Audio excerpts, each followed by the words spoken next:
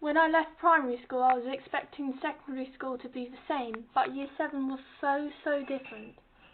I saw a photo of myself in my new uniform, which I thought was so much better than the old one. I was holding my lunchbox in my right hand.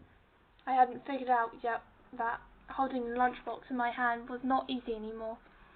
I had a matching rucksack, which was far too small for this new life. I made my way up to my tutor room on the 4th floor, and I was given the diary, and we all wrote in what lessons we had with which teachers and where the lessons were going to happen. Soon it was the first lesson, and I didn't know where the lesson was. This carried on with all of us because this massive place was so unfamiliar. Asking teachers on the bottom playground where this room was, where that room was, I looked at the sign on the front of the main block, and it had the rooms on the left side of the main block, on the left of the sign, and then the ones on the right. If there was a letter before the room number, it meant what building it was in. I remembered that over time, and if there was no letter, it was in the main block. Eventually I figured out that the rooms on the ground floor of the main block were 2 digits because of the invisible 0 before them. Rooms on the 1st floor had 1 before, rooms on the 2nd floor had 2 before, and so on. I made my way to B3 in the B block, to maths, then to music in 139. I eventually just remembered the locations rather than looking where it was going to be. But I never remembered what lessons I had next, so I kept checking. I had everything in my blazer pocket, so it would be easier because others did the same. As much as I was enjoying Year 7, I wished I was in an older year, so I wouldn't have the stress of being new to this vast place.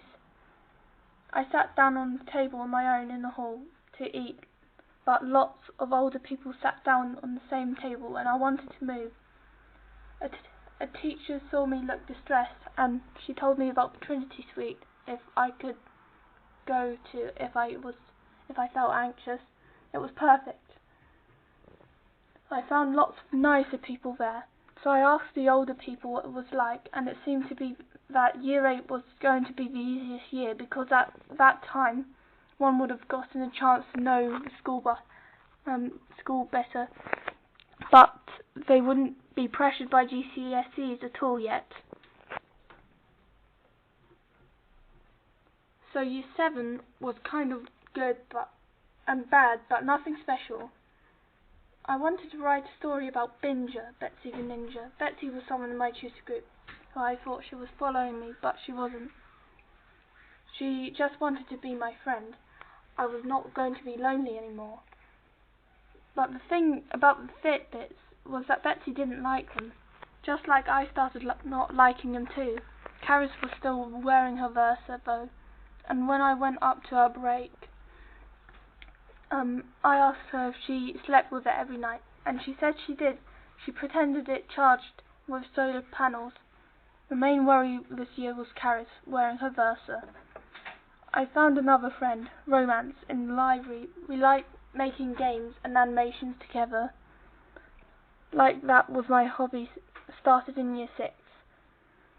We went to Trinity together, but one night I heard something on the news, but didn't care even the slightest. It was about a virus called COVID-19. That next day I was running around the playground hearing everyone talking about the same thing. Why? It didn't matter to me, at least not until the school closed and we were all made to stay at home. We did lessons online on Teams. I didn't learn much from them, and I hated that.